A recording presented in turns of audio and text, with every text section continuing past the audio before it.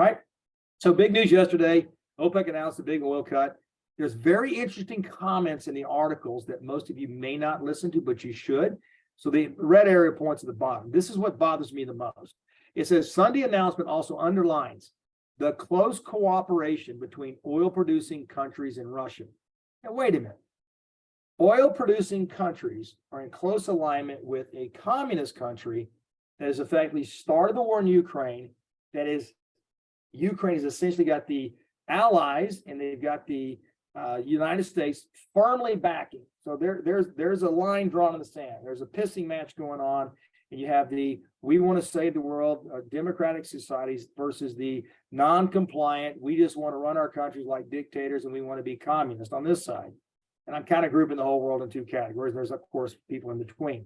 But the truth of the matter is that this act by Saudi Arabia yesterday and OPEC is a massive glowing billboard sign on the open highway in the middle of the desert. And it's saying, we're going to use the strength of energy and the control of energy supply to break the back of the United States. You'll see in a couple of slides what I'm talking about. So it did not surprise me they did it. I wasn't prepared for it yesterday. I didn't know to what degree, but I can assure you, Saudi Arabia is no friend of the U.S. Russia is totally aligned with China, selling China cheap oil and gas.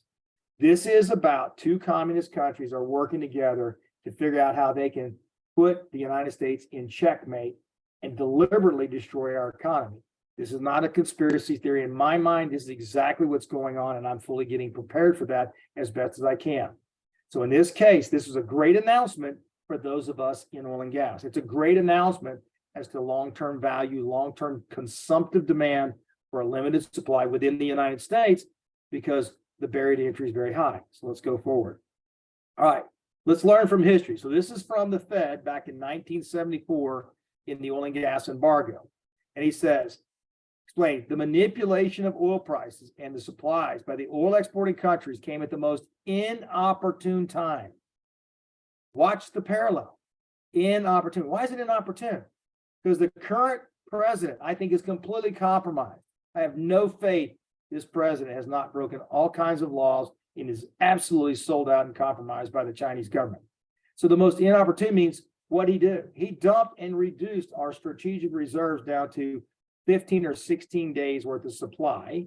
He took $50-60 billion of our military prepared weapons and tanks and bombs and missiles and all types of surface-to-air missiles and shipped them to Ukraine, to a corrupt country. And we are sitting here with no fuel and no weapons.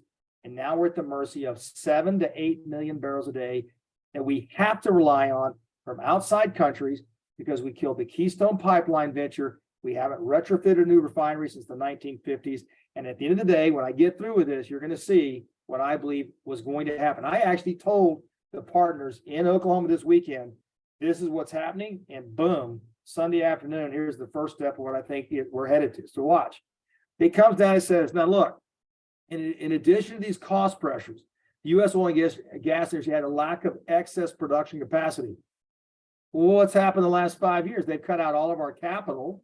They've restrained us from federal leases, and they basically have done everything they can to squeeze the industry, say, try to survive on your own internal financial means. They have absolutely cut us off of capital, cut us off equipment, and left us high and dry stranded. On one hand, screaming, give us more production. On the other hand, they want to put us out of business, right?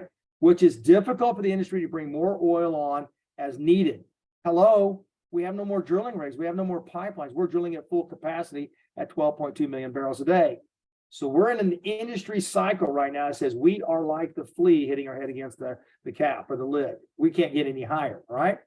So one thing to keep in mind is the dynamics of what happens in OPEC.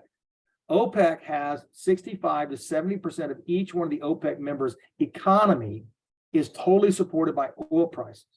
And then you have this large country like the United States, which is the #1 consumer of any other country in the world. We're consuming a little over 20 million barrels a day, and we only produce 12. So we have this huge country with a great appetite, who is the financial powerhouse of the world, who has the greatest military in the world, and we tell everybody else what to do. And now we have two of the largest communist countries working side by side. And they said, let's cut out the oil supply. Let's see how the U.S. works and what their economy looks like when they may only get not 7 or 8 million barrels of import a day that they need. What if we give them 3 million or 4 million barrels less per day? Now let's talk about the oil embargo. The oil embargo in 1970, starting 1973 to 1978, they decided they were going to stop shipping oil to the U.S. So you had lines that were a mile long, 2 miles long. You had gas prices go through the roof. It destroyed the economy in the 1970s. You were limited to how much you could buy. If you want to see a very simple weapon, it's not a hypersonic missile. It's not a nuclear bomb. We'll cut your economy in half. We'll stop shipping you the oil. And so guess what? Now you're at 12.2 million barrels a day in the U.S. We are told by the president and Congress, hey, we have an oil embargo coming. There's 3 or 4 or 5 million barrels less a day. They're not giving us that oil. You oil companies need to go drill. And the oil companies say, why should we? We got every dollar we made last year with those record earnings to pay back our loans you told us to pay back. And we took all those record earnings to make up for 2019, 20, and 21, where we got obliterated and lost $500 billion in value. You told us to go do that. You told us to go get carbon neutral. You told Exxon and Shell, go find you some windmills to buy. So we took our extra cash and we drilled what we could, and we took everything else and did what you told us to do. Now you're telling us you need us to go drill again. Well, guess what, folks? It'll take us 3 to 5 years to rebuild this industry.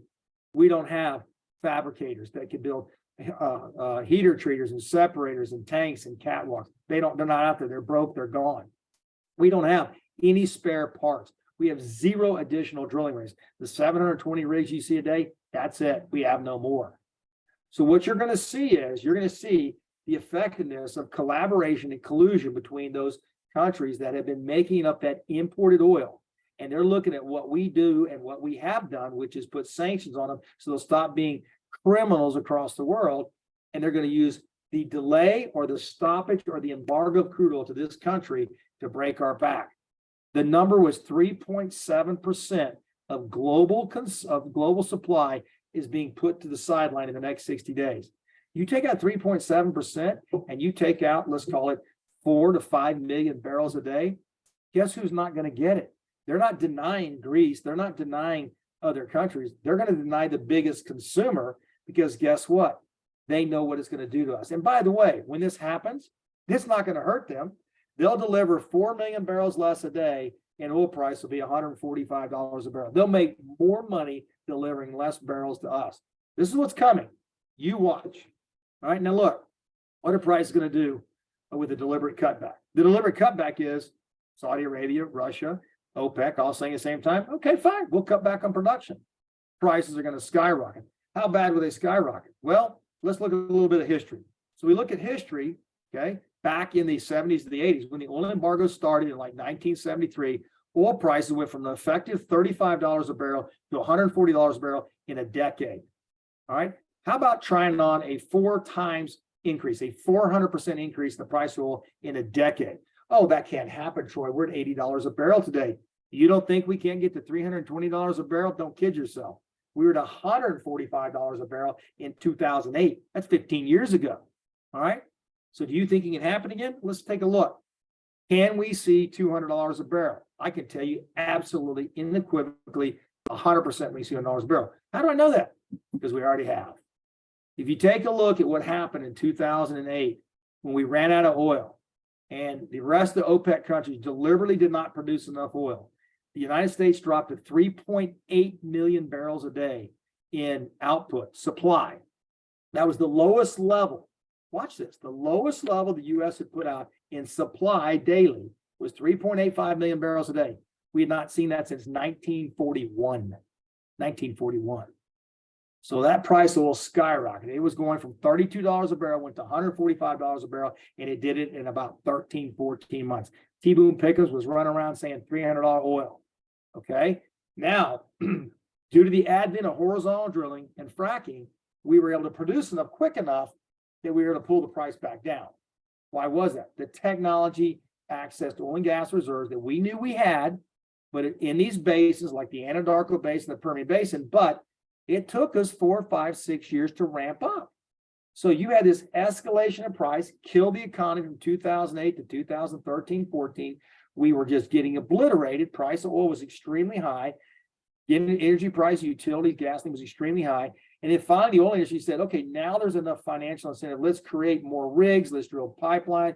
Let's get tank companies, fabrication companies. And we cranked up. But we didn't effectively change the needle on the amount of supply for about 5 years. So we dropped from 3.8 million barrels. By 2015, we were up to 8.2 million barrels. Massive 130% increase in supply in 5 years due to technology and the ingenious effort of engineers and geologists and the oil industry itself. So now all of a sudden we caught up on supply. The pressure came down. We still didn't have enough, but it came down. So then what does Saudi Arabia do? They go, oh my God. They have figured out, the United States has figured out how to drill their own wells. Now they're not buying 5 million barrels a day from us. They're producing it. We're going to have to cut their legs off. So they come in and they flood the market in 2014 and 15. Once again, they're not our friend. They are our enemy, as far as I'm concerned. And they cut our legs off. The price of oil drops back down to $32 a barrel, and it kills about a third to half the oil companies. Okay. So here we go again. We build up again in 2016, 17. We get cranking, and then we get our legs cut off again by the pretend game of Saudi Arabia and Russia. Now, this is funny. Saudi Arabia and Russia said, we're mad at each other, so let's go flood the market because I'm not going to adhere to these production controls. You're forgetting the story. The story was 4.5 years ago, Saudi Arabia and Russia said, we're not getting along. You didn't agree to produce what you said. So because we're mad, let's both open the spigot, flood the market with oil. They drove oil prices to negative $37 a barrel and wiped out another third to half of all the oil companies. Fast forward to 2023. Now we're getting along. We're going to collaborate together and we're going to cut back production. So they're not flooding production, they're cutting it back. Wait a minute. 4 years ago, you didn't get along and you flooded the market. Today, you're not getting along, or you're supposed to not be getting along, and now you're cutting back. They are working in concert to destroy the United States economy. Do not make a mistake. So when I go back to the Dow, I go back to Bitcoin, and I go back to all the hacking and online, I want as little on the computer as I can get, and I want my assets something I can see, touch, kick, or feel. I want oil in the ground. I want Exxon managing my money. I want Chevron. I want Oxy. I want Warren Buffett managing my money. And I want major large banks these oil companies are banking with, so I get paid first. I want as little to do with having to get access to my money online as possible, because that is a major, major concern.